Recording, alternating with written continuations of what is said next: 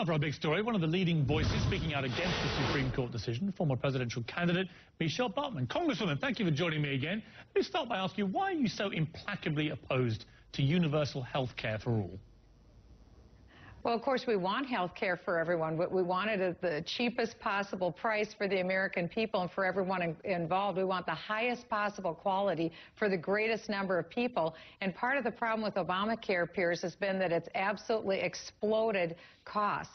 President Obama promised that every American would save $2,500 a year on their health insurance premium, and just the reverse happened. Their premiums went up by about $2,200, so that's a $5,000 swing from what the president promised. So costs are exploding. We're beginning to see denial of care by the Obamacare board, the IPAB board, and so this is not a very good scenario where we're spending more money and we're getting less for it. And I think that it's been very unpopular with the American people, especially with senior citizens, because Medicare is actually losing $575 billion. It's being cut by that amount of money. So we still have the same amount of senior citizens, if not more so. There's just a lot less money in Medicare. So that's also made it very unpopular.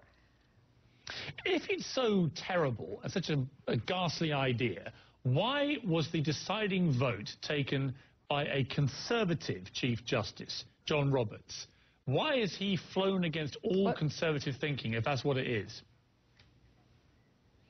Well, absolutely no one can fathom why he came up with the decision that he did. To me, clearly, this was an unconstitutional requirement from government. Never before has the federal government demanded of every American, just because we breathe, that we have to buy a product that government tells us we have to buy at a certain price that government tells us we have to pay for it. And of all places, insurance companies. We're forced to buy a product that private insurance companies offer, and this is anathema to Americans. We should be able to make our choices, not have the federal government make our choices for us, because the good news is we really can have positive health care reform. We can do this, and we can bring down the cost of health care, and we can make sure that we have affordable, accessible health care for all Americans.